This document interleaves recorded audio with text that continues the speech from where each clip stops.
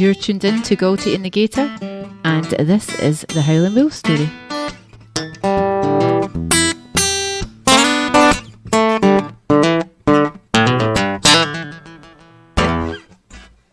That was the Gator, as if you thought I was sitting here doing that.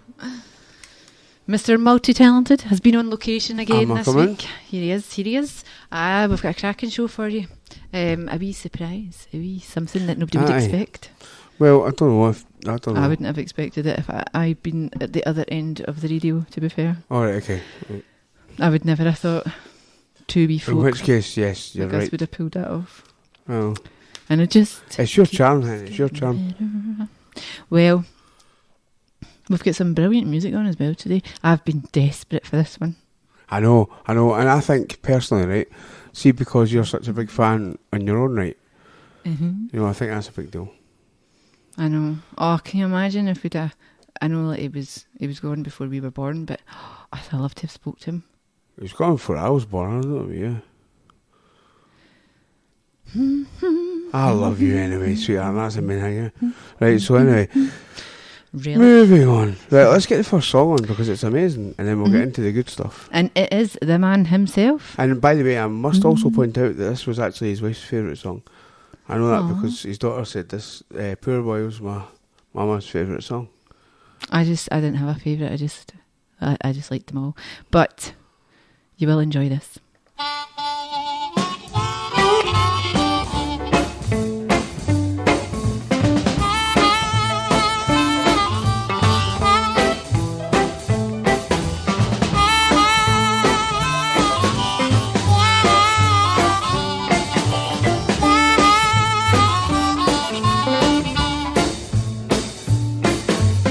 Oh boy, I'm a long way from home. I'm a poor boy, I'm a long way from home. Oh no, the world ain't do me no harm. I'm a poor boy, I'm a long way from home. Baby, I can't stay here long. Baby, can't stay alone.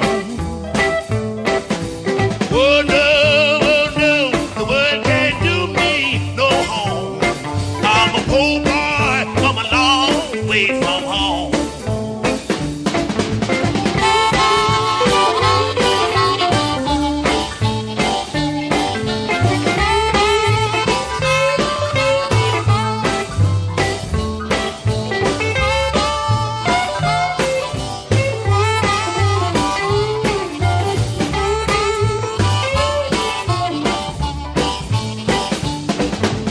Well, my baby dead and gone. Well, my baby dead and gone. Well, I'm a long way from home. I'm a poor boy, I'm a long way from home. And the world can't do me no harm. And the world can't do me no harm. Oh no, I'm a long way from home.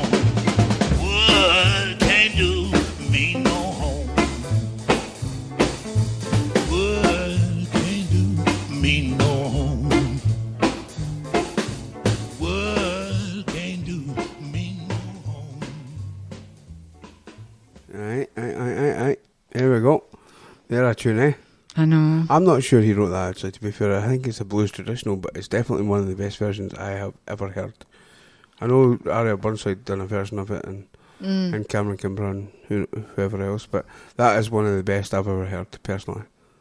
He's definitely got a really cool sound, hasn't he? Absolutely. And it's funny, obviously, before you start slagging me off on the radio, I am aware of what this meant as well. But you know, he was known as one of the blues giants, and at 6'3", yeah, he literally was a blues giant. Yeah. Can you imagine though? Can you imagine like going to see him and then he starts like growling and crawling across the floor? I know. 300 pound, 6'3" man. I know. I tell you what though, Do you know where he learned that kind of pattern? I do believe it was Charlie Patton. Yes, I tell you, a bit about Charlie Patton, which is important as well, is, and it all kind of ties in with the show. Charlie Patton was actually one of these people who revolutionised showmanship in that genre in particular, because he was like hitting his guitar and flipping it and playing it behind his neck and licking it, playing it with his teeth and doing all this other stuff, as well as being an entertainer in a juke joint or a barrow house, as it was called back in the slavery days, and that's who Howlin Wolf actually looked up to, and he took him under his wing to a point, and gave him his first shot at being able to play guitar. So I think that's pretty amazing, but that's not what this is about, because you can find that stuff anywhere. This is about what he was actually like as a guy and his character outside being a pop star almost. I mean, he had a rough start and started playing guitar and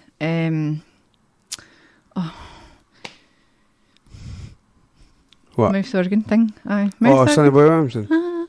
Was married to his stepsister Maggie, but he taught him. Yeah. And I'll tell you what, he also stole from him as well. Sonny Boy Williamson stole from him and nearly got shot, apparently. I wouldn't have stole from him either. No. See, if I saw you a month ago, I'd have killed you. But he had such a so he had a bouncy start, but he drove from the Mississippi to Chicago in his own car with $4,000. Now, $4,000 back then was a lot of money, but for a black man to have amassed was just, and he said, I'm going to go and I'm going to get sorted and then I'm going to send for my band, and they all went. They just like, I tell you what, I don't want to spoil the rest of the show with all your wealth and knowledge because you love the guy, right? So let's not, because there's some fruits coming up. What I was going to say is he had a lovely love story with his wife. Yes, and he also had the most amazing family story from his kids. Yeah.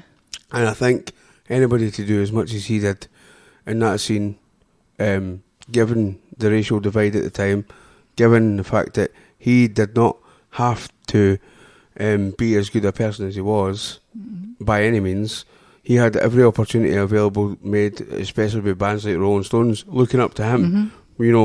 Let's not forget this racial divide at this point. And they still do, and I know that for a fact because of a vast family. So let's actually listen to Barbara. I nearly give it away.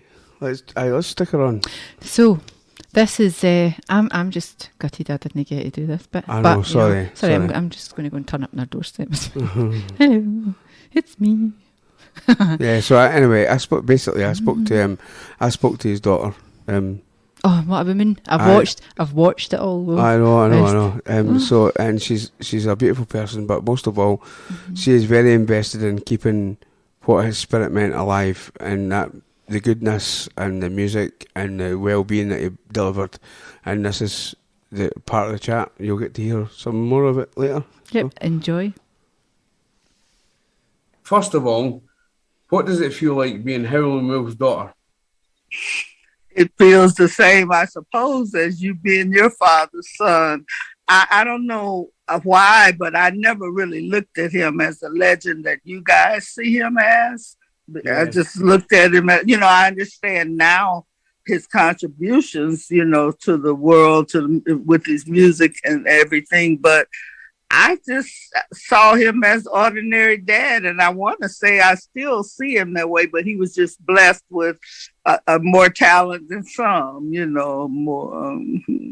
Yeah, and I think from what I've learned, he actually worked a lot harder than others to perfect it. Yes. The fact that, he struggled to read and write and then went and studied everything and learned business and, that's a hard thing to do. And I appreciate it would have been a lot harder for a black man, in those days as well, which is something that is also overlooked. So, there you go. There's I specifically did actually ask personal questions, very personal questions actually, because Howlin Wolf has left such a big impact on the world as an artist that you can almost see, because he wasn't very much into the limelight, you can find almost anything about him online. So the only way to have a niche on this show would have been to speak to a family member. So after months of hunting and asking favours, and I managed to get some time with her, and she did tell me the only reason she gave me any time at all was because me. Aye, sound man, sound mate. But no, but really, the jokes aside, it was because she realised that our sincerity behind the show was quite relevant, you know, and I think that wanting to keep the stories accurate to who he was as a person is also very important, you know, because there's been a lot of films made, a lot of documentaries, a lot of music released on his behalf, and you know, in tribute to him, and he was my inspiration, and then a lot of stories told on the back of that aren't accurate. So it was nice to speak to somebody who he raised, and is a shining example of a good human being as well, might I add. She's a lovely person, and she's been very helpful to us, and you know, so by all means, like, if you like the show, you know, get it shared and say good things about him and his music, because it goes hand in hand, I believe. What we got next then? We've got Charlie Patton. Really? Do we want to put that on now? Because I tell you what, I know it's not supposed to go on right now, but we've got so much music that I think we could probably afford to. See, what we do is we come up with a playlist, and then I always make sure there's a couple of extra, because he does this every week. He's done it every week since week 1. Yep, and to be fair, when we were actually writing down the schedule, I'm like, oh, should we put that there? Oh, this is a great running order, and then it is, if the show's 45 minutes long with no chat. Then I realise it's a podcast as well, and I'm like, oh, we need to talk to you. So yeah, and then we talk about, we think we'll start and we'll talk about this, and then we just talk to each other. Yeah, absolutely. And I'll tell you, right, so before we do anything else musical, apart from that, we do have some cracking tunes up from some people who matter a lot in modern music. So Ian Siegel, a friend of ours, who a lot of listeners will probably know already, or, you know, have heard about or whatever. I was telling you, sure, the other day that he does an amazing impersonation almost of Howlin Wolf. Yeah. And nobody I ever say that to believes me, because there's only one Howlin Wolf. But you did listen to it and you went like that. Who's that? I said, that's Ian Siegel. And it sounds like Howlin Wolf. Yeah, so we've got him on. We've got the fabulous Els Bailey. Oh yeah, the song itself says it all, you know. So you've got hundreds and hundreds of good stuff to look forward to in this show, and I'm behaving myself this time as well. I know. But you know, it's a Friday afternoon after all. You know, I do need to, you know, stay off the buckfast at 9 o'clock in the morning. As if. I know, I can't stand it. I know, I can't even make that joke up. I know, it's horrid. It's horrid. Unless you put Red Bull in it, it's pretty nice with ice. Honestly, I'm no joking. No, that's a lethal combination. I never said it was good for you. I never said it was Please good for you. Don't do that. It'll be like, you better like Bonnie and Clyde. Oh, right, I know. Right, so let's get this Charlie Patton tune up. Right, so this is Down the Dirt Road Blues. I got that out. I'm proud of myself. So impressed. Did not stumble over my teeth at all. I'm one away to what I know. I'm one away to what I know. I'm winding up, but I won't be one long. I done something to try to keep it here. I done something to try to keep it here. Lord, I got something fine that does well. I feel like chopping, shivering everywhere. I feel like chopping, shivering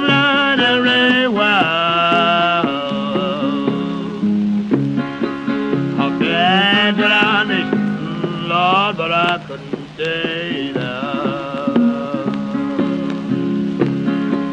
Some people see me, oh, the blue day back. My God, they are. Some people say them, oh, the blue day back. What's the matter with them? It was not the most blues I had. Every day seems like when I hear. I'm gonna say every day seems like when I hear. I'm wild, I know you don't been walking out. Can't go down it, dark road by myself. Can't go down it, dark road by myself. I wanna carry me someone else.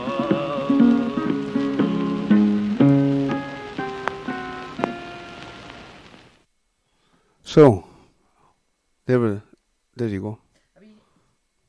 A wee momentary lapse in putting my microphone on. A wee Charlie Patton tune. Aye, and a wee bit of tapping going on, and you can hear it.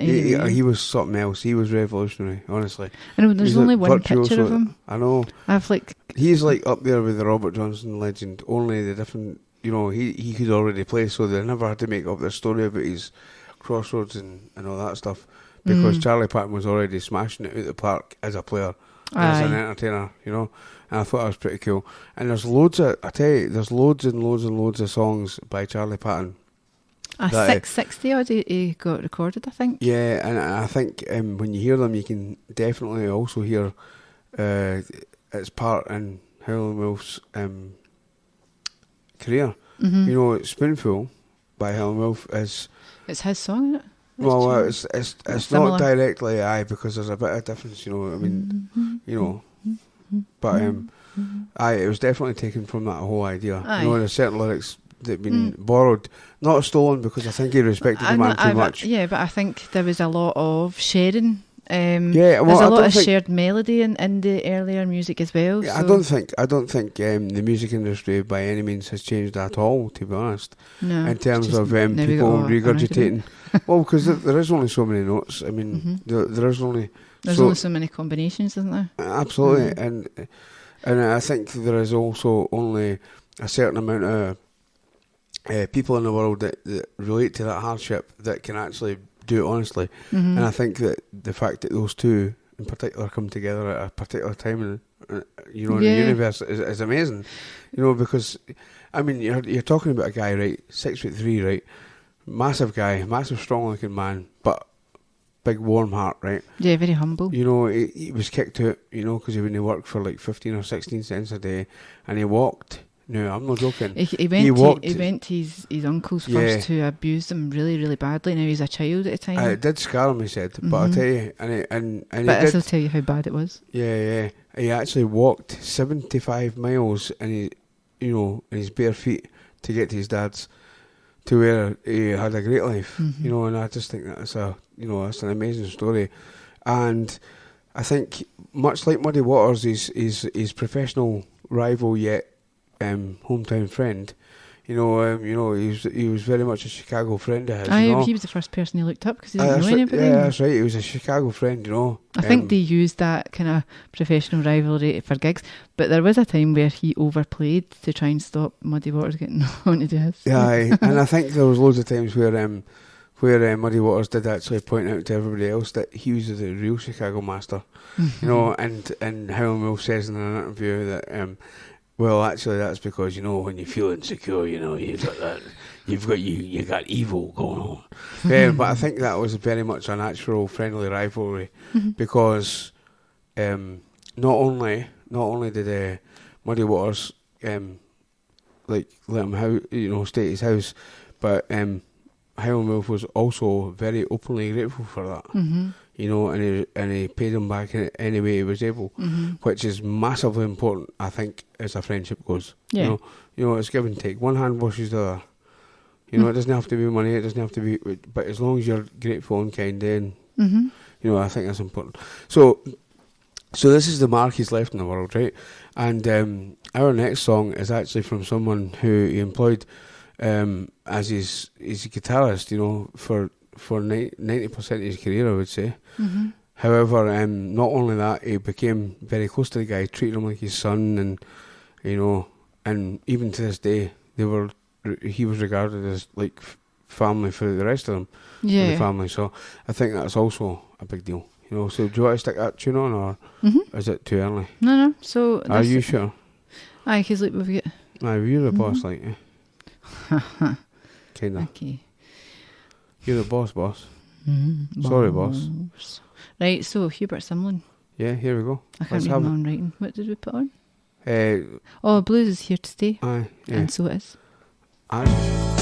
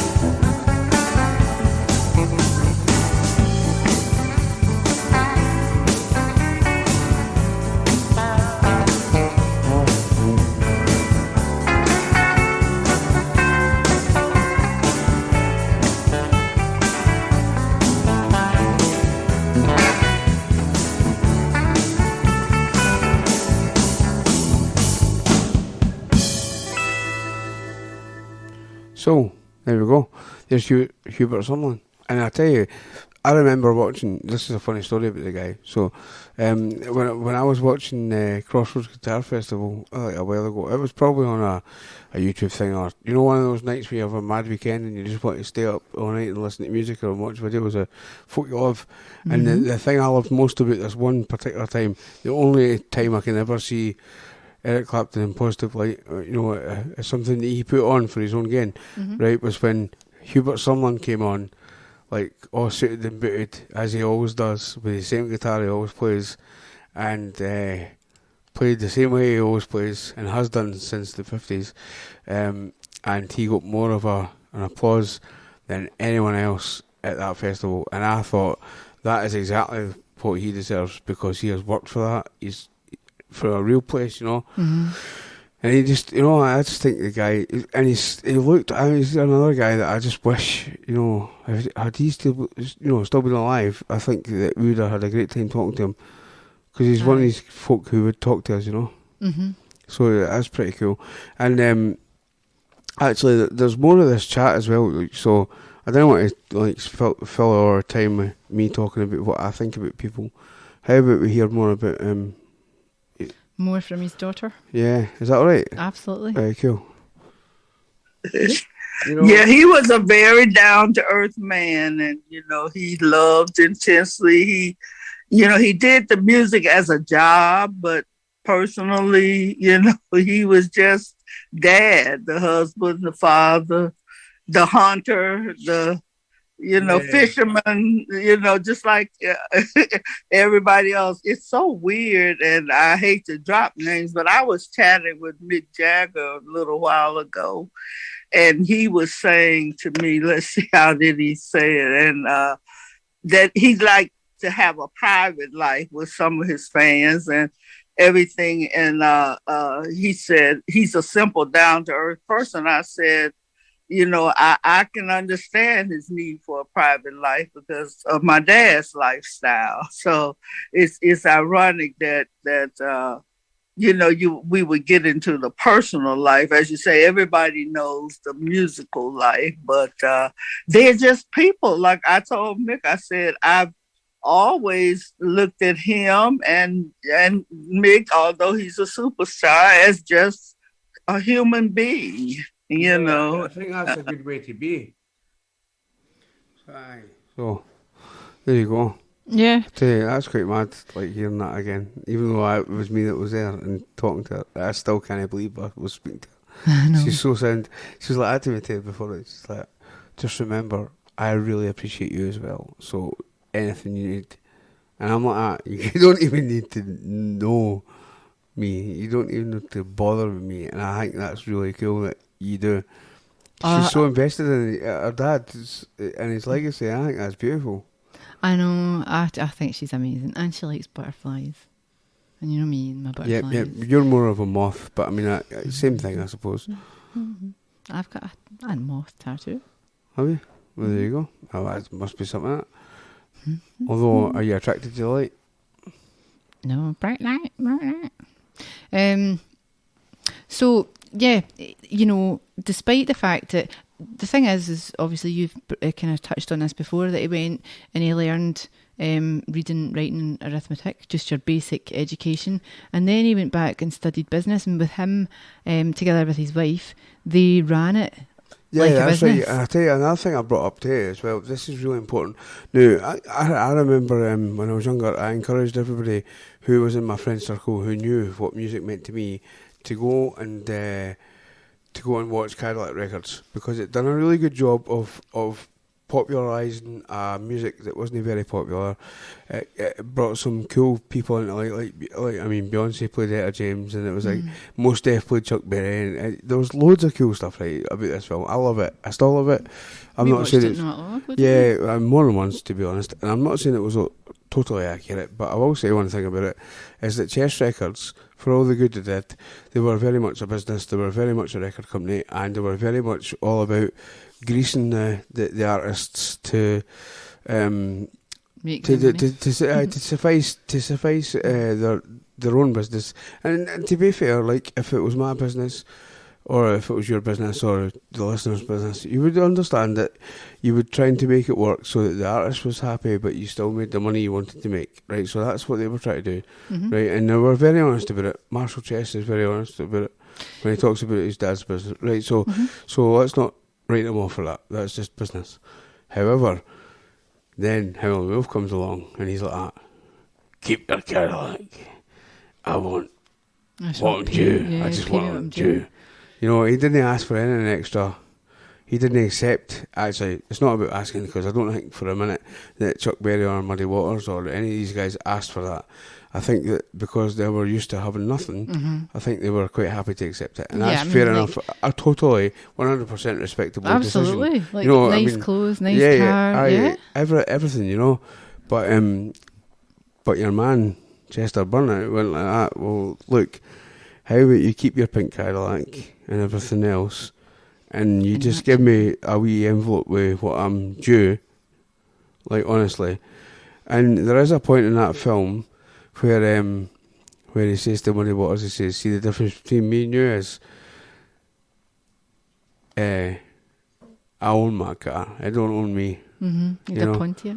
Yeah, and although he did drive a Chevrolet 4x4 in the film, which was one of the points I said was inaccurate. Yeah. It was a station wagon he drove, very much a family estate car, and you know. And Etta James, they didn't have that relationship that's portrayed in the film. No, but they that had was they had a very close friendship, but they kind of almost liked each other to hating each other. I think but I they think quite a that's kinda combustible relationship. Yeah, but I think to be fair though, that there was an element of that put together for the sake of the film, not for absolutely. accuracy, you know. And it was a very well made film, and I think that anybody who wants to invest in the music without investing too much on the hard facts, I think they should definitely watch it, because it's a good film.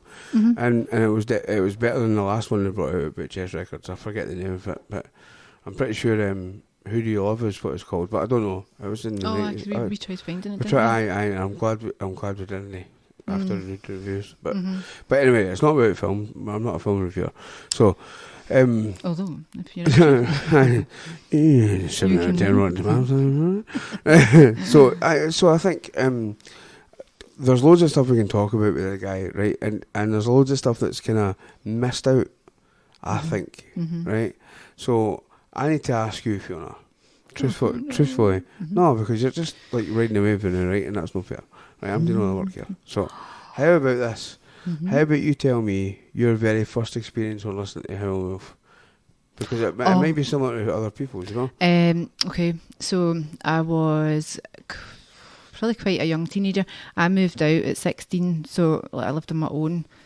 So, you know, kind of, I was still at what would be constitutes as a young teen now, but I was very grown up, obviously. But it was the first time that I really could play what I wanted, and you know, kind of all the rest of it. And sound effects are brilliant. Oh, we've not got the Ice Cube one on today. And I got a CD from I think it was, I don't know where it came from. Somebody gave me it, or I'd heard it somewhere, and I went, "Oh my god, I love this! Yeah. I love everything on this. Can I like borrow it?" And it was Smokestack Lightning was the first. Oh, brilliant! First I ever heard. First kind of blues that I was aware of that sounded blues. You know, that wasn't kind of that could fit in with other music. Yeah. And for as long as I've had a mobile phone that was able to have a ringtone, it has been on there for the majority of the time. At some point. This is my ringtone now, and I loved it. I loved it, and I still get the same buzz when I hear it now as I did back then when this music was completely new to me. See, I think the reason I asked you that question is because I know that I've asked similar questions before, and I know that the answer was similar to what you just said. And what I will say is, I think it's amazing how you received that music because you knew nothing about it. And it's this preconception of blues, right? You know, how it's an underlying topic for us. How this blues thing is always this negative or this preconceived way of hearing something. So I was in my mum's car with her the other day. I don't know why I was. Oh, because we were taking her up to hospital, sure. Anyway, so I was in the car and we were talking about it, and she's going, and so I thought, no, I'm having none of this. So I says to her, right, okay, so I'm singing her a bit of Hoochie Coochie Man. I'm going, right, what's wrong with that? And, you know, spoonful. And I'm going, see, what's wrong with that? And she's going, oh, is that blues? And then I'm going, spoon. So that's the point, though. I mean, it is. But so, without getting in too much to the political side of it all, like, an element of it comes from the church, an element of it comes from the fields, but the bottom line is it's a mode of communication for a people that were very much not given that right naturally. And that's in a nutshell, it's progressed from chants, whether it be chants in church, chants in the field. Yeah, absolutely, yeah. And I think that, like B.B. King always says, like, it was a good way to say, oh, yeah, the boss coming, better tighten up, because you were having a relaxed kind of shift. Mm-hmm. But as soon as you seen the, the gaffer I'm coming, going to leave my women, and and all these kind of underhanded kind of ways of singing about it, like, here comes the biscuit roller. Yeah.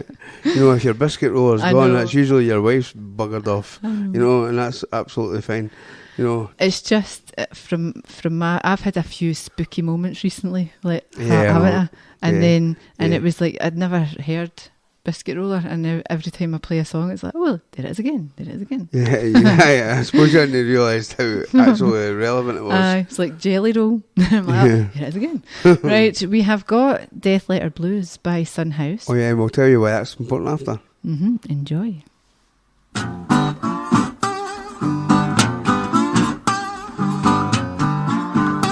I got a letter this morning, I do.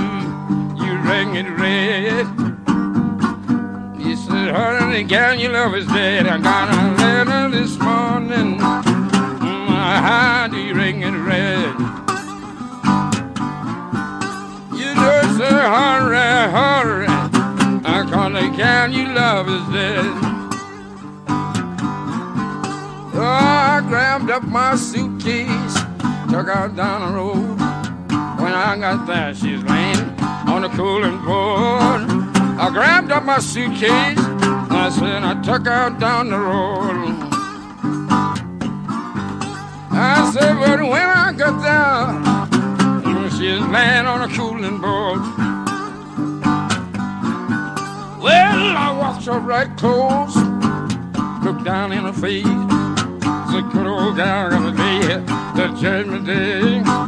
I walked up right close, I said I looked down in her face.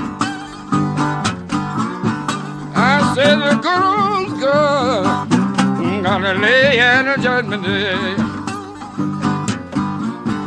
The back of the 10,000 people standing round the burying ground. I didn't know I loved her till I let her down. Looked like 10,000 was standing around the burying ground. I didn't love her until I began to let her down.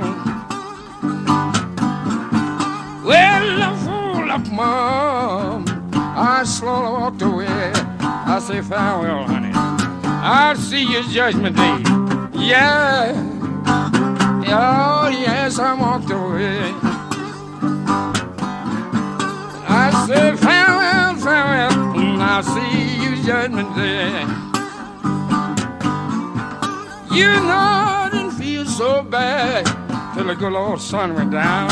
I didn't have a soul to throw my arms around. I didn't feel so bad until the good old sun went down.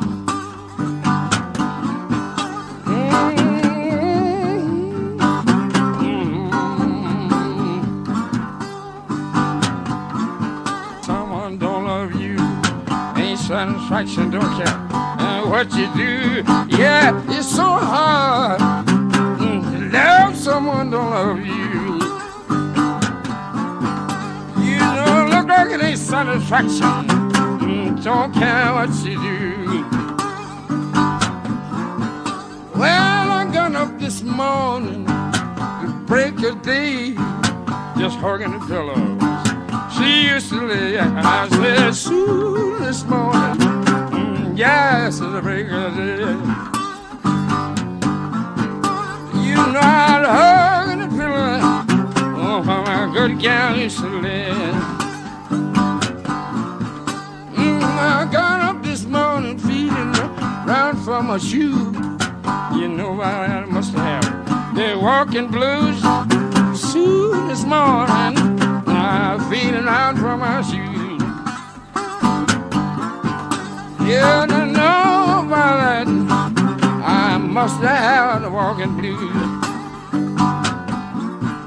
Oh, hush. Thought I heard her call my name. It wasn't so loud, so nice and plain.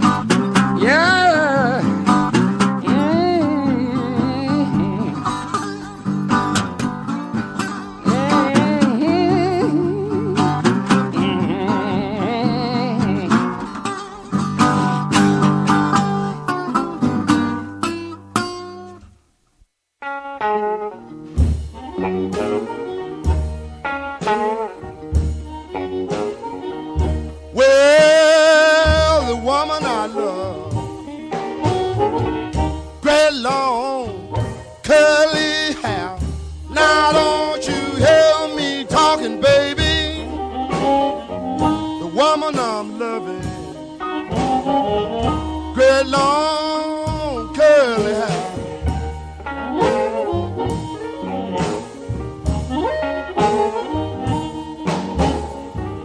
Well, she's a married woman. Her husband don't lie me down.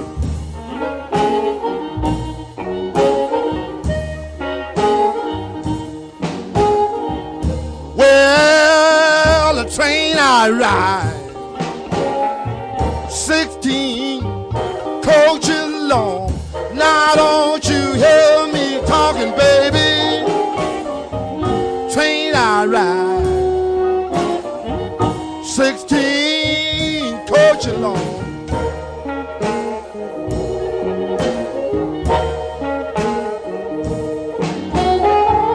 Well, I'm sitting here wondering, bring my babies home.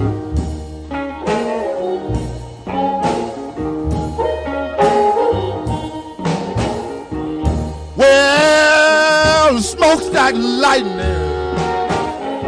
the bells all shine like gold. Now don't you hear me talking, baby? Smokestack lightning,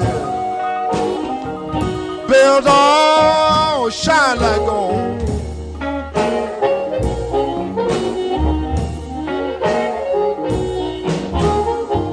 How much I love her, don't nobody know.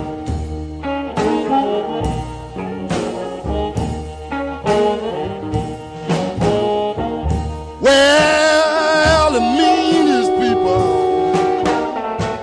that I ever seen.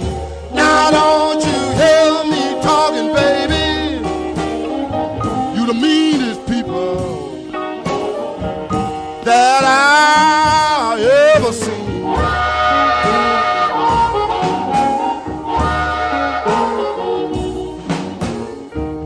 Well, I asked her for water, she brought me gasoline.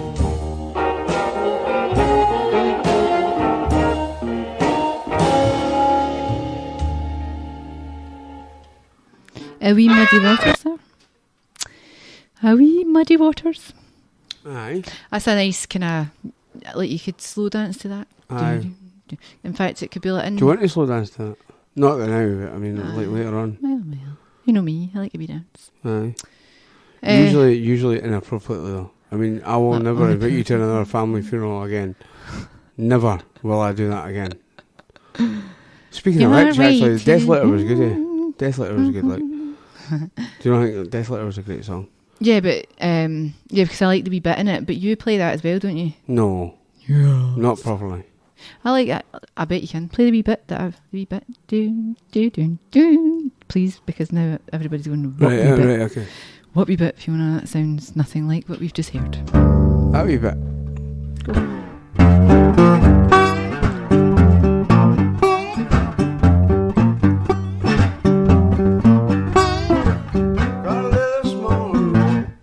That bit. Aye, that bit. See? Okay. It's not very good because I'm sitting on this awkward sized chair. I think we need to start videoing these podcasts because basically I sound like I'm full of excuses, but in actual fact I'm hanging off the pointy end of a semi-cushioned bar stool and you next to a pool table. That, like, we're sitting here with like cups of tea, right? You know, when pretending that we're sitting here with like rum and ice and stuff. It's not as glamorous as you think. I don't even brush my hair for it. Or teeth. No, teeth I do. Hair, not so much. Makeup, absolutely not. Aye. I mean, I did say like, a few of our listeners have gone, "Oh, please, you've got to live stream at the same time." And I'm like, "Aye," but then I'd have to actually like. Larry's wanting to do that, you know. He's wanting us to, you know. I know. So I like the whole. So you know, I like the. I like the fact that we can actually just do what we please on this show, but most importantly, this show is pretty accurate to the facts, you know. And the reason we did play the Son House song is because he was actually a relevant member of Chester's circle of friends. Sorry, Howlin Wolf, for those who don't know his real name. Chester. Yeah, it's he was a friend. He was a friend. Yeah. So it's important that all of it's kept. Aye, they were relevant. They were all kind of together, and sorry.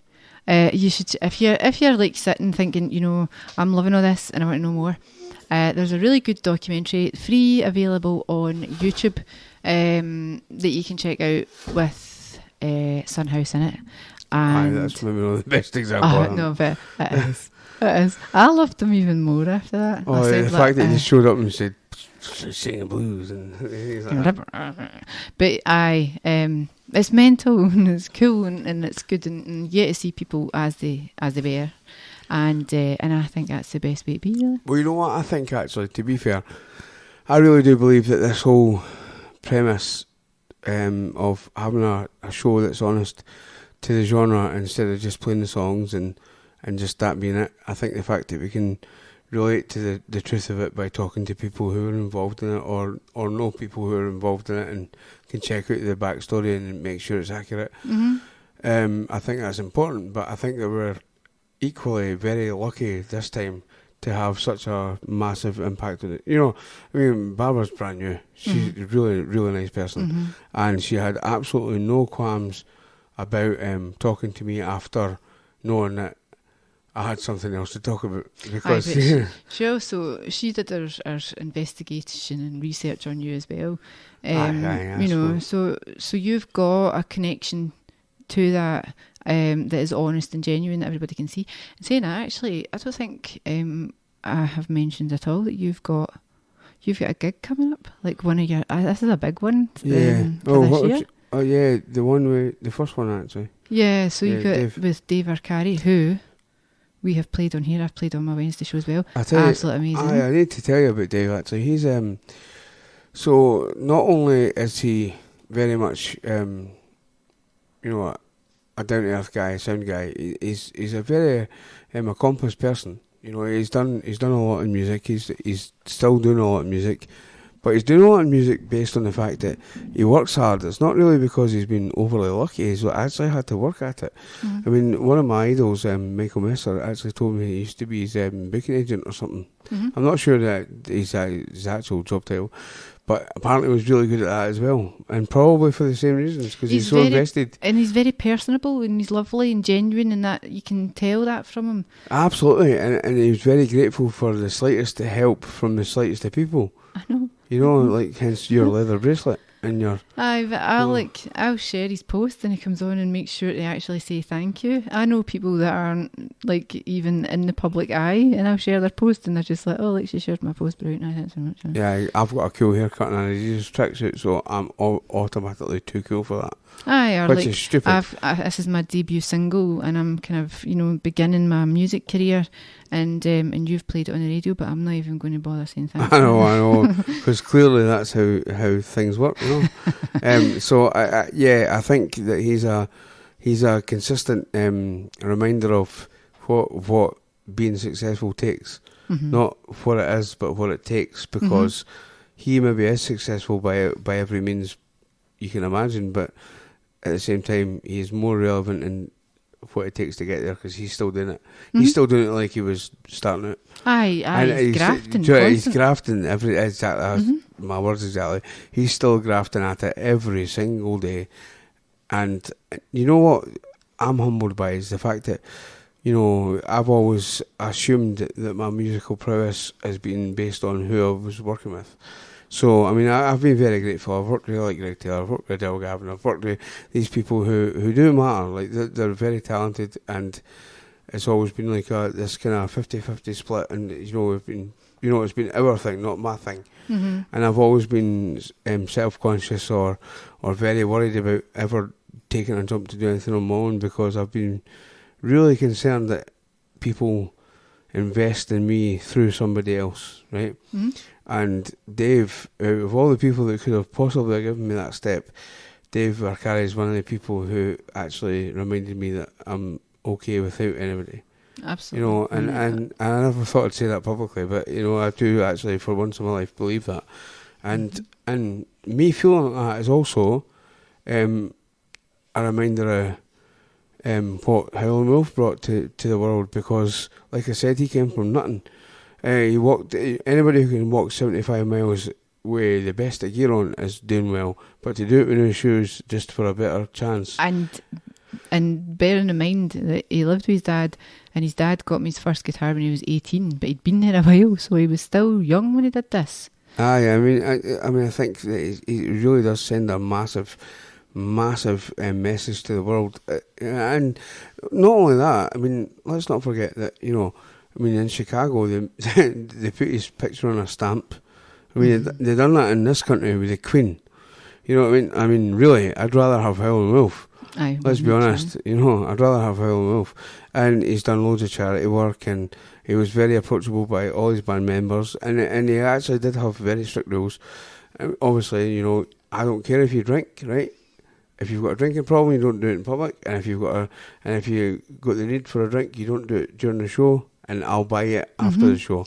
Just make sure you're professional, you know. He paid unemployment, he paid sick healthcare, yeah. He offered healthcare. He made sure that that they paid what they were due, so that they never get into trouble. It was a properly run business, and he took care of everybody in his circle.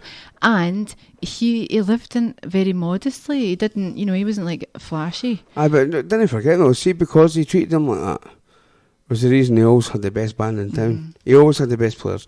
Hubert Sumlin was in tears when he lost him, because he treated him so well and he looked after him. But he didn't look after him just financially, he looked after him as a person, because his band was his career was his life mattered, you know. And it's a snowball effect. So if you only treat people for gain, then you're going to lose.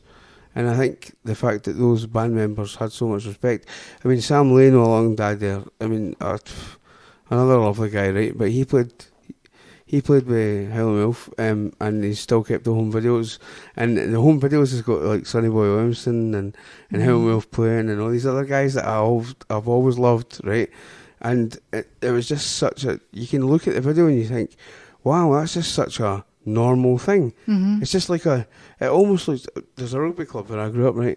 And they used to put on parties and that down there. And when I watched Sam Lane's home video with Howlin Wolf and Sonny Boy, I thought, Christ, is that our rugby club? You know, that's how normal it looks. Mira's garden party. Yeah, exactly. Exactly. So it really does look just that normal. And I think that popularity kind of jades that. You know, that whole picture. But I think he's one of the guys that has done it all. He still took his kids camping. They went fishing. That's what he did. He did the music. I mean, he obviously enjoyed making music, but he did the music. He went home to his family, and he did that to make the money to do things with his family. Yeah, and I think the fact that, well, you've heard already some of his daughter's opinion. I mean, when you hear the rest of it, you'll be like, wow, you know, it really is as black and white as that. You know, it's not. There was literally everything about his professional career was put on available media. It's the stuff that I asked her that matters for me, because otherwise we'd just be sitting playing Howlin Wolf songs and Googling what he did and talking about it, and that would be rubbish. I mean, it wouldn't be rubbish, it would still be cool, but because he's great, but I mean, it would be rubbish in comparison to, you know. Let me just take this moment to clear up one small fact, that there is a plethora of information. Do you like that word? I'm quite surprised I got it out of my mouth, actually. No, there's lots of information available. However, I am very good at finding stuff that nobody else can. So we'd still had a wee edge, don't you worry. It's honestly, we've got so many ideas. If you want to phone Barbara up and say, look, by the way, hen, no, I found something that you don't know. Right? Away you go. Found something you don't. No, definitely not. Do you know? It's great to have this. But it could have so easily have burst my bubble. She could have been like, "Oh, he was a horrible man." No, but we both. Let's be honest. You can tell, eh? Yeah, absolutely. And I'll tell you another thing too. I spoke to somebody else over the week, that's really important and also really important to the show. So we're going to talk about that in a minute, but let's put on some music first. Well, right? we've got another wee word from Barbara. Would you like to do that first then? And then we've got we'll some do Charlie Patton, we've got some Ian Seal, and we've got Spoonful from Howlin Wolf. So I think we should just blast it all on. It's on chronicles, alright. So just blast it on, you get to hear, aye, that's the way it's going. Yes. Charlie Patton, you're the Howlin boss, go Wolf, for Ian it. Seal. Enjoy this. All I'd like to say is to you and Fiona and your listeners and viewers, just keep the blues alive and keep it well. Not only alive, but well. It's in my party, that my black man.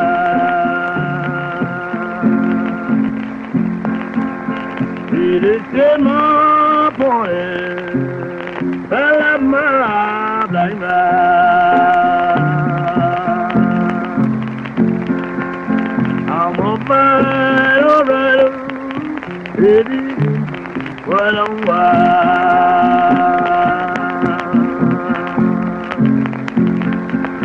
hello, sit down, no matter we all die. Settle down, be alive.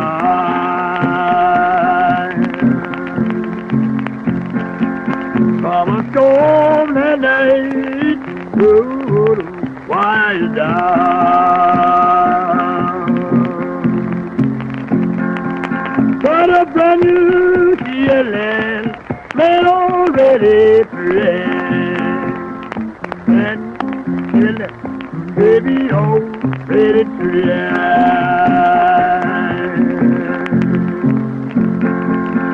The years that kind of on your head.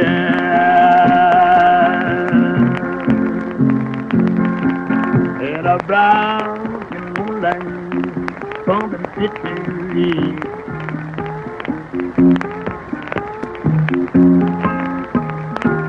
I didn't want to let stop it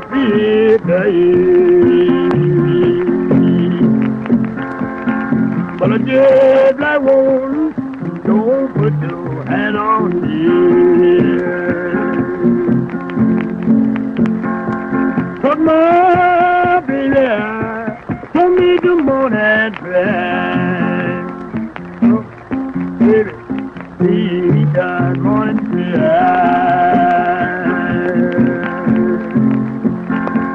and the blues come down, baby, like down the land. I got some to tell you when I get that chance. Some to tell you when I get out there. I don't want to marry, I want to be your man.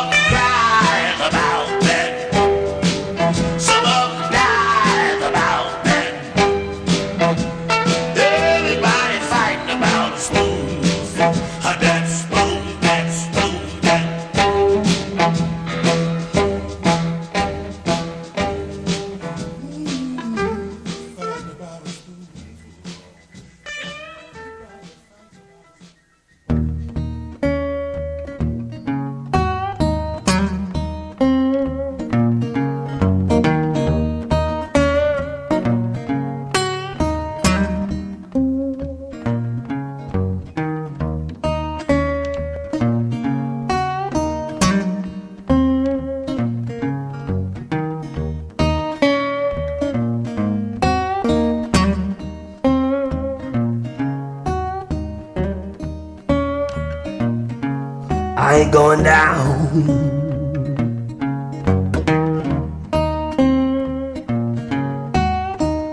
This old dirt road by myself.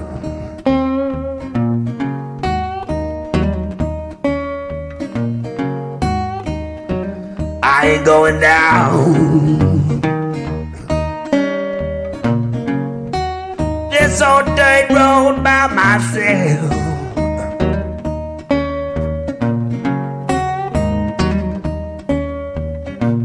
If I can't carry you, darling, oh, I'm gonna have to carry me somebody else.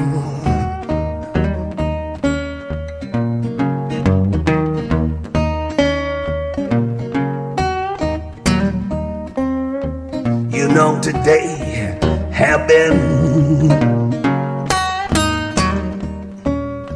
oh, a sad and a lonesome day.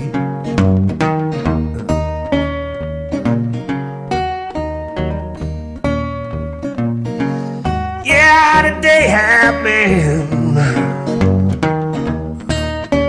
oh, sad and a lonesome day.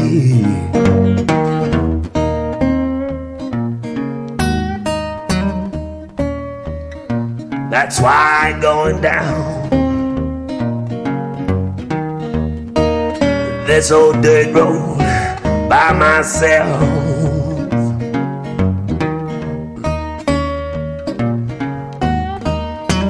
Oh, I ain't going down this old dirt road by myself.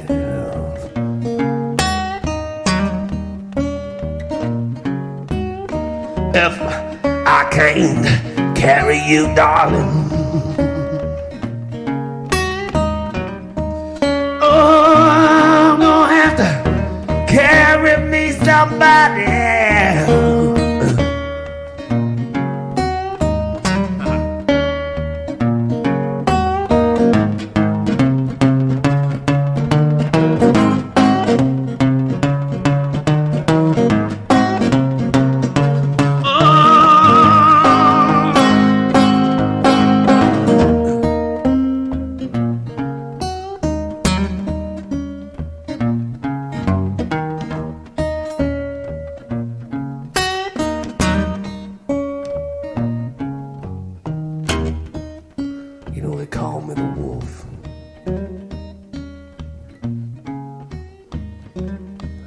Howling round your door.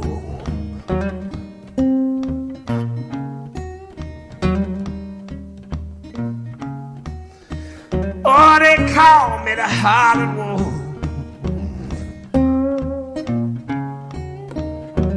I come howling round your door.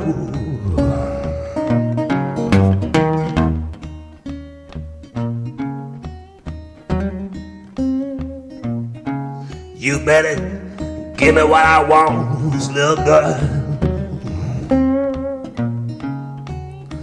Oh, and I won't have to come howling round here no more.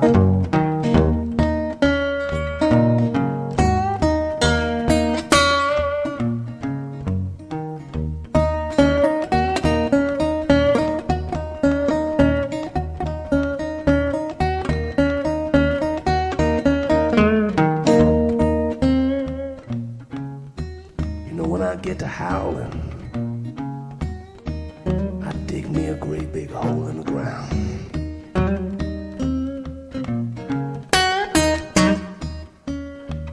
Oh, when I get to howling, people, I dig myself a great big old hole in the ground. You know the folk, they call me the Pink Panther. Oh, but my baby know me by the way I make my sound. Woo.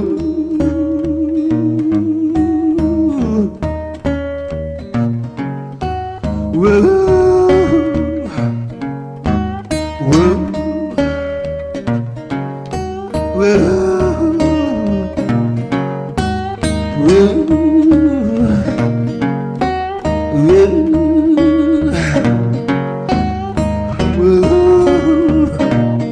they call me the wolf.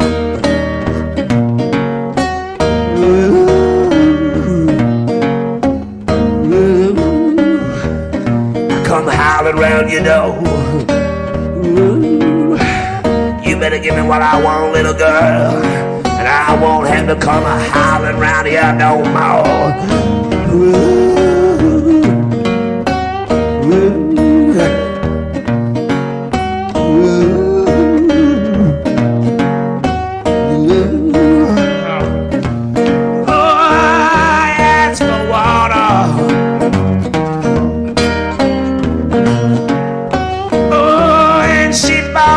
Gasoline. Oh, give me some gasoline.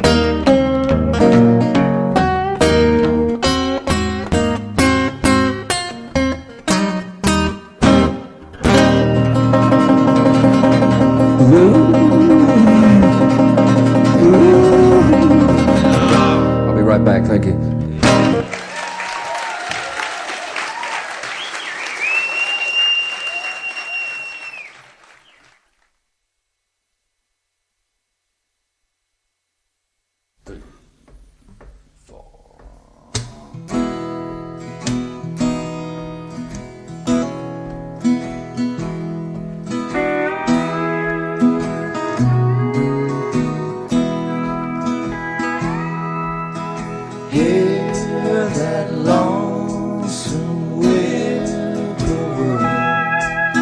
Sounds too blue to fly.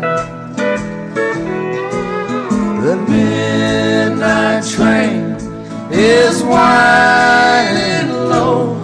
I'm so lonesome I could cry.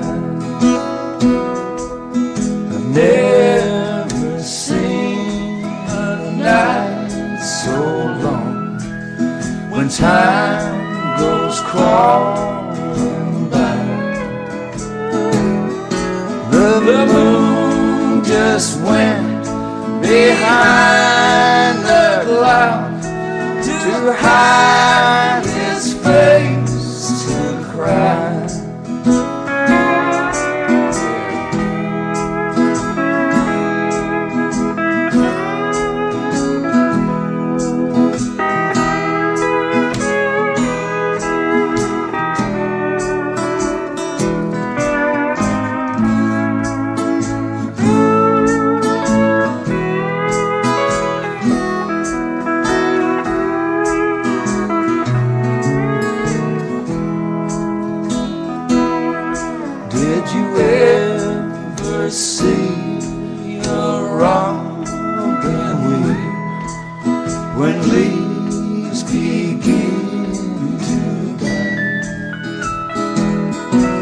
That means he's lost the will to live. I'm so lonesome I could cry. The silence of a falling star lights up a purple sky. And as I wonder just where you are, I'm so lonesome I could cry. As I wonder, and as I wonder where you are, I'm so lonesome I could cry. So lonesome. I'm so lonesome I could cry.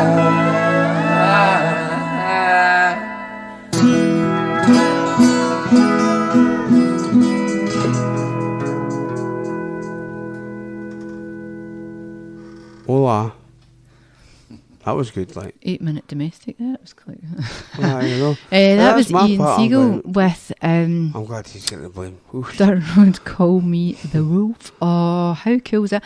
And then I'm going, well, it's going quiet, but there's another bit. No, there's a wee next? extra there. A wee extra. I love that cover, Hank Williams. And I know it's not directly related to what we were doing, but I think that the fact that he's just shown that he's very true to what influences him. You know, you know, I've just watched Charlie Patton, Howlin Wolf, and Hank Williams. And I think anybody who's in their right mind and who wants to actually see all the UK listeners, I know for a fact firsthand that Ian Siegel not only has a new album coming out very soon, but he's got a new tour coming. Even though he said, oh, that's my last tour, I've moved to a wee Caribbean island and I'm living it up now, he still loves, like he says, he's a tart for the music. Yeah, but do you know what? I watched a live gig. No, it's him and a guitar on a stage. There's no theatrics, there's no costume changes, and he just talks while he's tuning his guitar, and he tells you these funny wee stories about the song that he's going to sing, why he likes it. He does a vast variety of music, so it's not all blues. He does some country, he does some... Well, I've done the Fresh Prince of Bel-Air, sure. In the style of Johnny Cash. I'm sorry, I'm still... I know. I've said my word. So, but it's good, and it's wee funny things in between. But they're not rehearsed either, because obviously they're specific to each place he's going to. Absolutely, yeah. And I think the fact that on top of all of that, he's still the same Ian Siegel that was growing up learning to do this stuff. And he's still got that kind of not naivety, but he's got that kind of boyish playfulness about his character when he's playing. And I think that, I know I get around for it quite a lot from you, so I know I'm still like that. But to be like that and be so accomplished is something that's really cool, because that's a massive showing of honesty. You know. Do you know what he did though? What? See him rescuing that wee dog. Oh, I know. He's a good guy. Aye. But you know what though? So if you get an opportunity and he's coming to a town near you, I would definitely recommend buying tickets and going and checking them out. See, to be fair, also, you're saying, oh, that makes him a good guy, but what really made him a good guy, first of all, was the fact that Michael Messer was like, oh, I know Ian really well. Say this to him, he's a really good guy. We go back a long time. And Michael Messer's literally the most selfless guy that I have ever met at his level of professionalism. Like, honestly, him and Dave Arcari are up there together, actually, to be fair. You know. I think everybody that I haven't met a lot of them because, well, they're spread all over the place for a start, and then the last 2 years we've been in this mad isolation and whatnot, but and then before that, I didn't go anywhere. Lockdown wasn't anything different to me, apart from there was no school run. That was quite good. But I've, interacted with a lot of these people, and I have to say, and I've said it, I know a million times before, but everybody's still so genuine and humble, and this show and future ones and ones we've done, we're speaking to people, Cameron Kimbrough, Robert Kimbrough Senior. Oh no, I know. All these people, I know. I don't want you to in a way, but I. But they're superstars in their field, and yet still going, what's the weather like where you are? We've had snow. I know. Actually, there was one guy in particular I spoke to the other night, and not only did he only so his agent was like that to me. So how long do you need and whatnot else, right? And I said, well, this is how long I normally take, right? Like half an hour or something, just to do an interview. And I said, I will record it, but we'll only use the bits that are alright with him and whatnot else. However, what actually happened was, not only could he not get his Zoom to work, right? He showed up and he was like, hey man, thanks for doing this. It's like, I've been in lockdown for like 2 years. I hardly play my guitars when I'm not here. And by the way, when you realise who this guy is, you'll be like, no way. See when you got his Zoom to work, I know. I thought you'd just go and Yeah, he congratulations, you won the lottery. I know. And then he's like, so I was telling him that I'm into Book of White now, you know, Book of White music. And then he's like, oh, I love Book of White. His technique, that whole Aberdeen, Mississippi blues, I love that. I just wish I could do that. I said, well, I can do that. He's like, no, but I mean, really, like, I mean, the slapping thing. I says, yeah, I'll show you. So he's like, I have been admiring your guitars on the wall, because obviously my camera's pointed at my back wall. So he's like, well, I'll tell you what, how about this? I'll just get my guitar down and prove you wrong. How? You know, after 7 Grammys, pal, I still can play this, like, so give me a break. And he was like, wow. He says, if I ever get to Scotland, will you show me how to do that? And I thought, you know what? This, not only was I had tickly bits in the tickly bits, right, when he said that, but I also realised that he's still human. Yeah. He's still one of these guys who like Howlin Wolf, like all these people were talking about. You know, that is the amazing thing. And I think that actually, to be fair, and I'm not being biased, although maybe slightly, the blues community 100% is that one community that is still very much, you know, a community. It's not a cutthroat community. Still helping it's each other one up. hand, you know, one hand with the other, and I always talk about Dave Bakari being the biggest beacon for that, because he helps literally everybody who comes in and shows him any kindness. You know, he's helped me with all sorts, and you know. I can't wait till you get your pink Cadillac and matching pink dog. Anyway, so we've got some Els Bailey coming up for you. I know I was thick and stupid and dense. Put the song on. Enjoy. Money was a singer, he always sang the blues. Walter was the harpist, he had nothing to lose. Willie was the bassman, wrote those famous tunes. But our smokestacks in the backyard, howling at the moon. Wow, wow, how. If I was a lady with a smoky kind of a voice, the kind that makes the man feel like he don't have a choice. The chessmen played the pieces, well, they all played 12 bars. Well, smokestacks in the backyard, howling.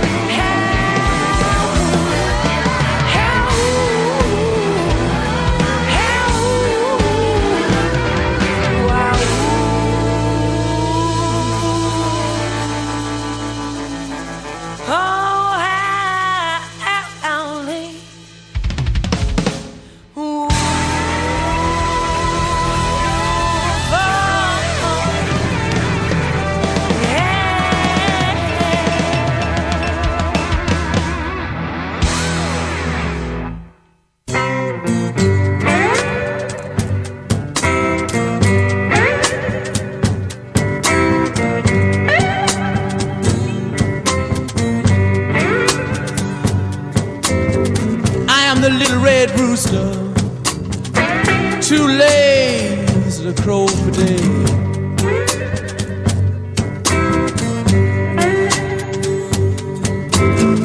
I am the little red rooster, too lazy to crow for day.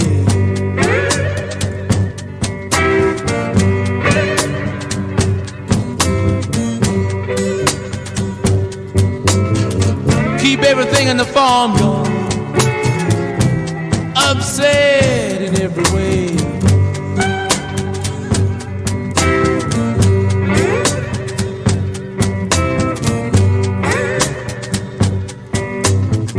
The dogs begin to bark, hounds begin to howl.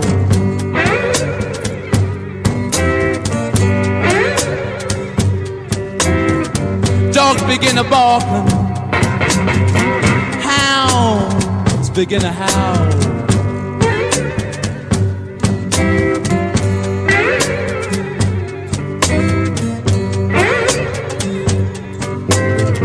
Watch out, strange camp people, little red roosters on the prowl.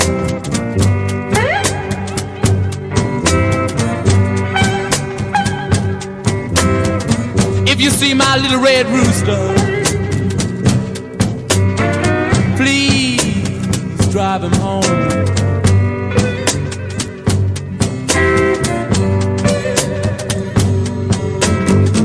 If you see my little red rooster,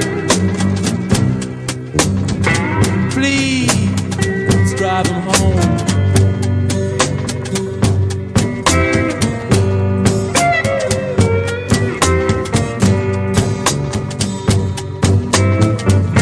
No peace in the farmyard since my little red rooster's been gone.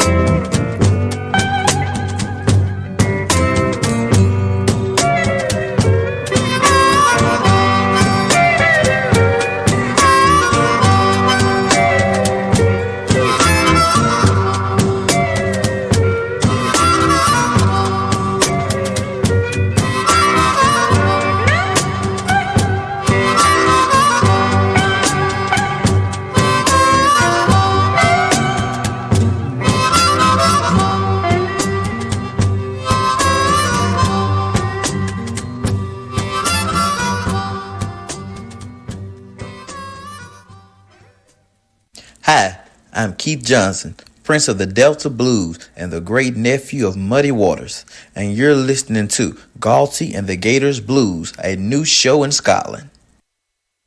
And yeah, you know, yeah. How cool is that? It's pretty cool. And so, can I tell you about, is that alright? Or? Yeah. You sure? Mm-hmm. Right, okay. So, the only reason I did miss, so there's a show coming up, right, that's going to involve him a lot more. Mm-hmm. There's a bit of a music project coming up with myself that's going to involve him a lot. But, however, the reason I played that clip is because his persona and his attitude towards this kind of music, especially Howlin Wolf, and given that his uncle's Muddy Waters, and they came from the same horrible background that I could never... Look, being a gypsy and being segregated in Britain is much different to being segregated because of the colour of your skin, mm-hmm. or because of where you were born, right? So, you know, I will never ever be able to relate to that, but the fact that both Muddy Waters and Howlin Wolf left this mark on the world, you know, they came from literally nothing. I mean, I don't know if I ever told you this, right, but Muddy Waters actually got approached by John Lomax, right, mm-hmm. to record his first song, and because he was going about... So John Lomax is one of the biggest deals ever in modern music because he kind of kept his stuff relevant, mm-hmm. much like Robert Muggy, much like John Hammond and all these guys, right? So there's been a handful of there's been a handful of people in the world that have actually done a good effort, much like yourselves, to keep this cultural tradition alive, right? And anyway, Muddy Waters was that used to this oppression that the only reason they actually listened to the guy was because he drunk out his glass, and back then a white man to drink out a black man's glass was ridiculous. It would just wouldn't have been heard. You would have been shunned and everything. But he did it because he was honest. So that's the kind of thing that they came from. Keith Johnson, however, is this like descendant relative, but still has that exact same drive, exact same ability, and exact same persona as Muddy Waters did. And I think it's amazing. I spoke to him for about an hour, actually, the other night.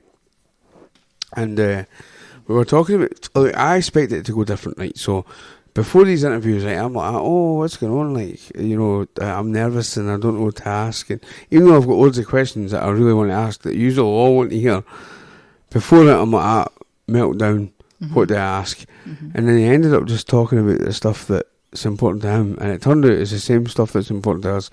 And, I thought that I was going to be a relevant reason to use his clip, because we've got a show coming up that's going to talk about all this stuff, and how he's the only guy in the blues scene now at his age that is deliberately only playing covers of stuff that's already relevant to the genre, but keeping it fresh. Now, that almost sounds impossible, but he's managing, and it's amazing. And I can imagine some people thinking, so he's like using somebody else's success to boost his own career. But what he means by that is he wants the traditional blues to go on to next generations and next generations, and that's why he does it that way. But speaking of things like that, our next song. What one? Coco Taylor.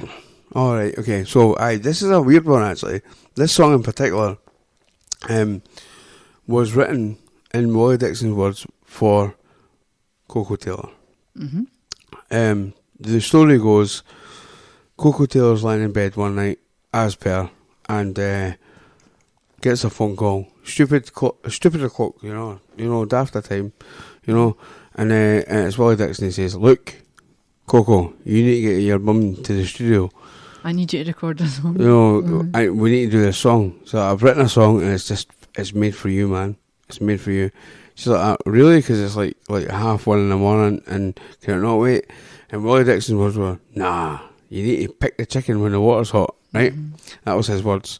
Now, if you Google this song, everybody will say it's a Howlin Wolf song, right?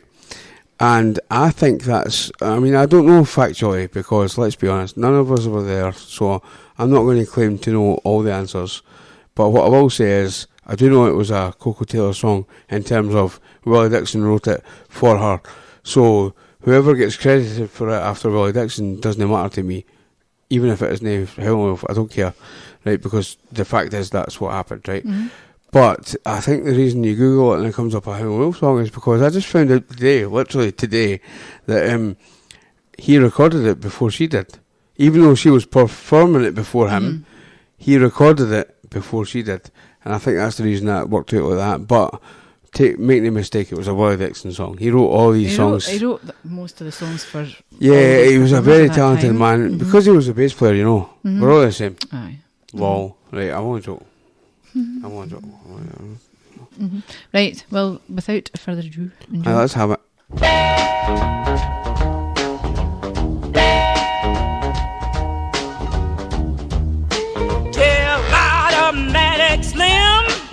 Tell Razor toting Jim, tell Butcher Knight toting Nanny, tell Fast talking Fanny. We gonna pitch a ball down to that Union Hall. We gonna romp and tromp till midnight. We gonna fuss and fight till daylight. We gonna pitch a wing and doodle all night long.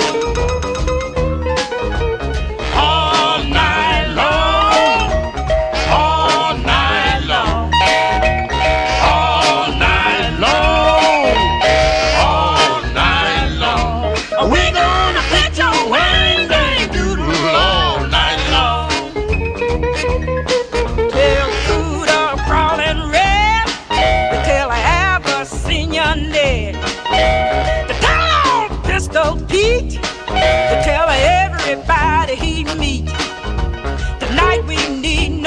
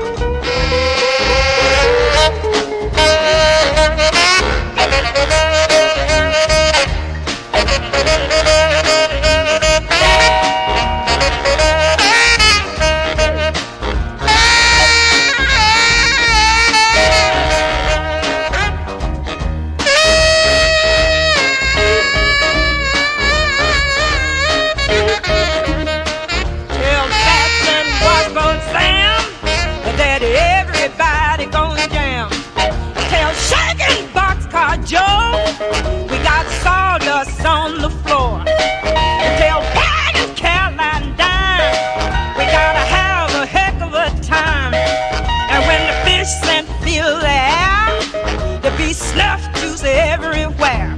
We gonna pitch a wang bang doodle all night long. All night long. All night long. All night long. All night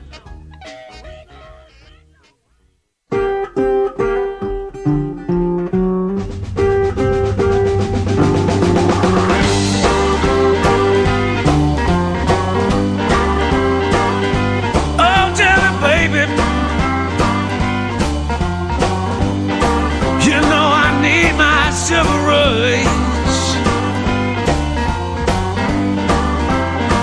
Oh, tell me, baby, Lord, I need my civil rights. When I'll be hollering for my sugar. Well, now don't you tell me, hush. Look, my jelly baby. Oh, now it feel good to a man. Hey, look, my jelly baby. I know it feel good to a man.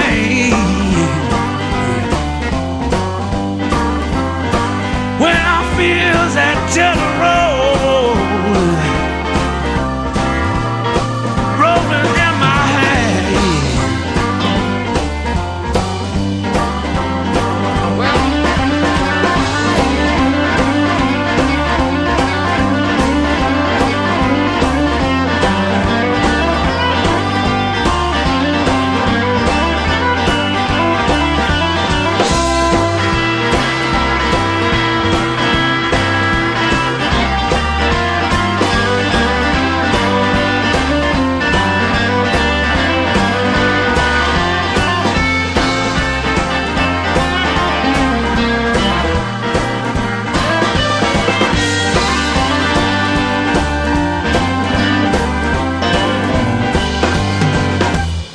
I love the way you spend your sugar.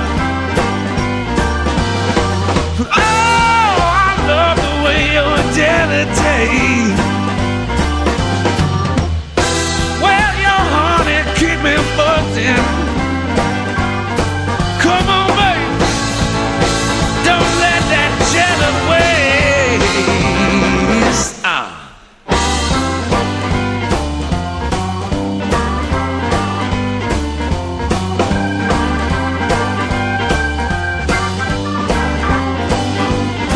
Jelly baby, darling,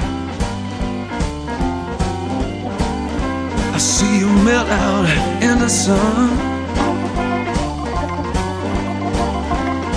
Well, jelly baby, darling, yeah, and I see you melting out there in the sun. Keep that jelly rolling. Well, until your man done come. Till your man done come. Yeah, jelly baby.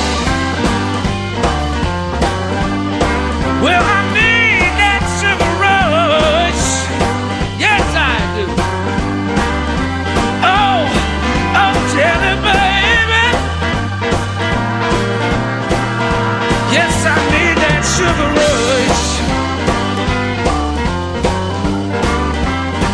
When I'm hollering for that sugar. Ooh, don't you tell me hush. Guess when I'm hollering for my sweet little sugar. Well, now don't you tell me hush. Yeah, when I'm hollering for my sugar. Don't you tell me hush.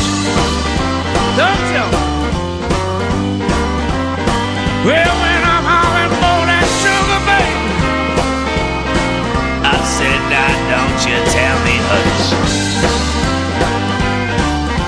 well, when I'm hollering for my sugar. Oh, now tell it, baby. Oh, I got a sweet tooth for you, baby. Yes, I have. I need my sugar. Need my sugar. Mr. Ian Siegel there. I hope you enjoyed that. That was Sugar Rush. Sorry, I'm yawning there. Sorry, I was yawning like mad. I was like so. It almost swallowed his face. You know, was it one of them that hurt the back of your throat? Sorry, no, what? Do you know? That's not a yawn I think about Henry. I'm sorry. And do you mind? This is like an afternoon radio show, so keep that to yourself. Thanks very much. But no, it didn't hurt the back of my throat. No, it made me yawn. Thanks. Oh no, I keep doing them big giant ones, and it feels like you've got something jagged in it. Anyway, You keep. Wait now. it's because. Let's do this. No, I'm going to repeat what you said. Shouting intent. It's because I keep doing those big ones and they give me that jaggy feeling down the back of my throat. Thanks, Hen. You're dumped. We're over. It's finished. I love you. Anywho. Do you want to just think about what you say first? Thanks very much. No. So, I like being just as surprised as the rest of you. So we're almost at the end of the show, and actually on a completely very, very serious note, if you have been tuning into us every week, you know that we did an artist special on Jimmy Johnson, because like he basically opened a big massive door for our radio show. He helped us massively, and he's also, not to mention right now, this is pretty hard to say as well, but recently his brother as well. Yeah, so there's been a lot of losses recently.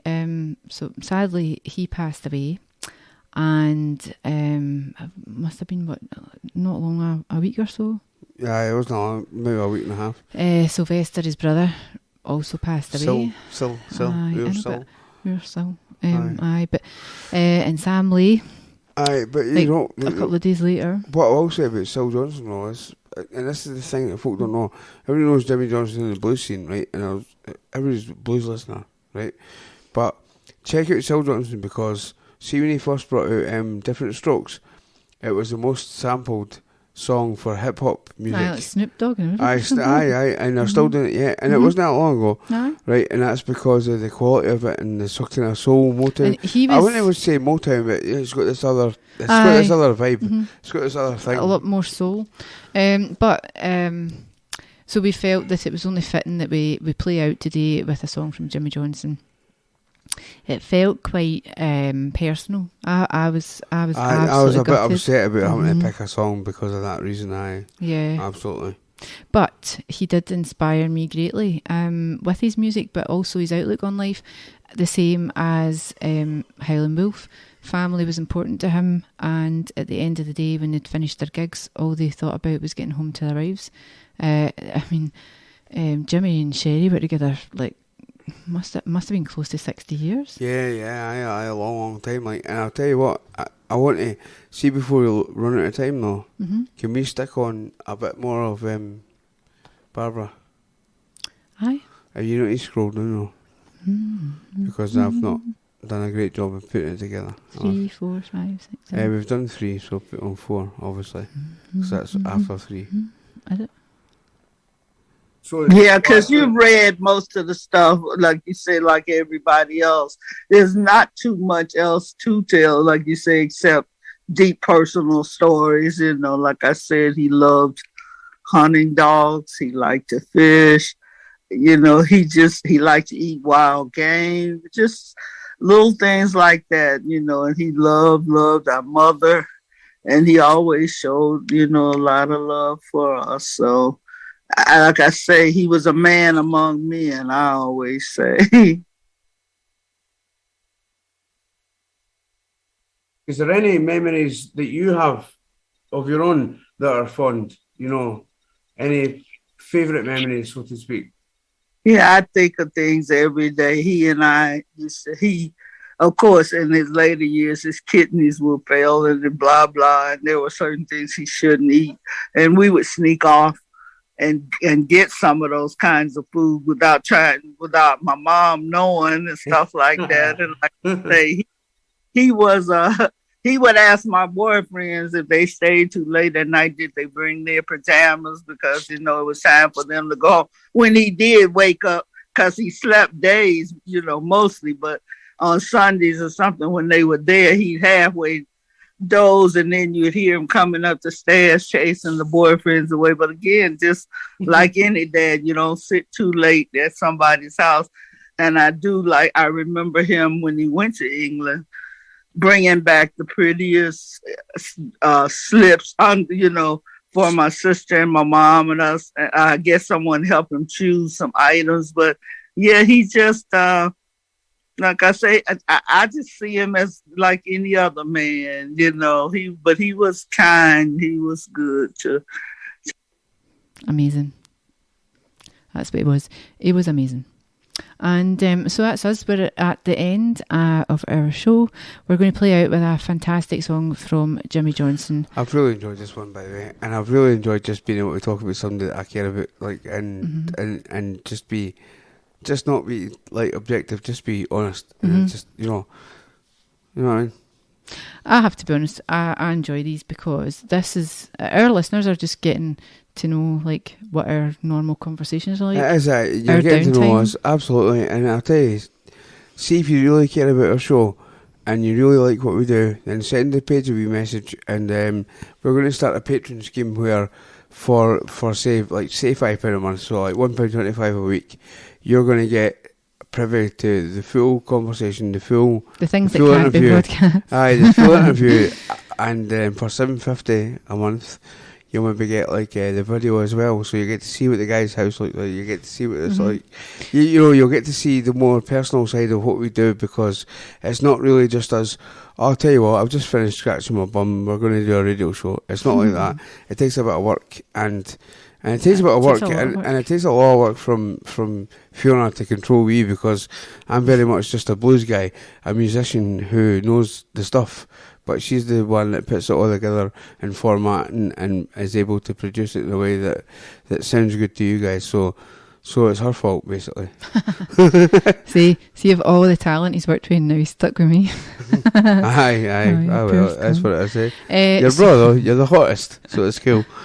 I'd like to think I'm slightly nicer looking as a female than Greg Taylor would be, but you know, yeah, the man with facial hair. You know, at least that's something I don't have. Not anymore. But yeah. But no, we have in-depth conversations and then have to sit and clip them out, because obviously you're a person and you're not always on your best behaviour and speaking in your most polite voice. And there's swear words. I mean, you're a beacon of purity, but you know, some of the people we speak to, their language is a wee bit foul at times. So, but you know, that's the way it is. And if we just played everything, then there wouldn't be time for all the bits and pieces of information. Yeah. I think personally we could go back and do a whole other Howlin Wolf story, and absolutely. And I think no problem. I think that you need to keep in tune with what we're doing, and thanks very much for tuning in, especially at this show, because it took a bit of work getting it together. Absolutely. And making the time difference and actually getting around to our way of thinking. So you know. So we have been Galty and the Gator, and you have been fantastic. Enjoy.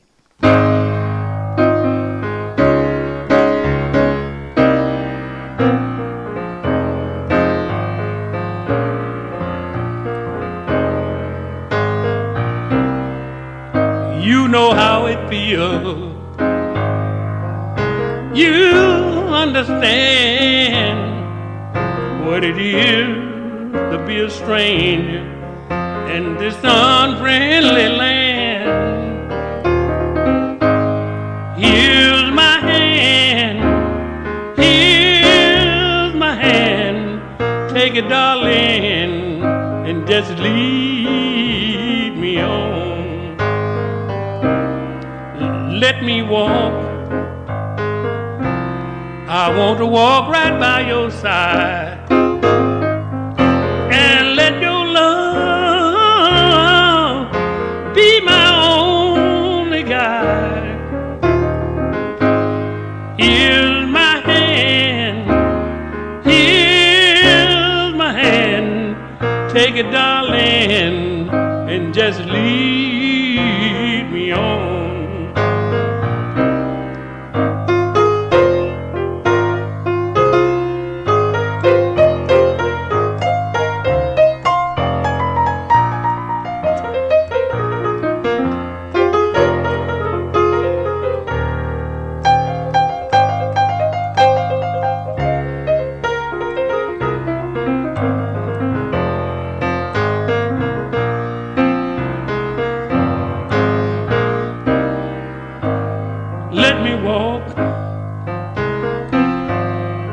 To walk right by your side and let your love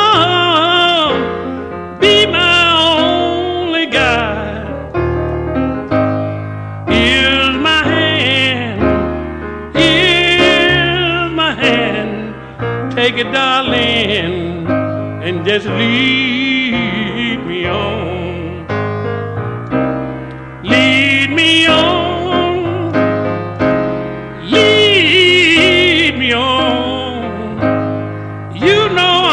Stranger,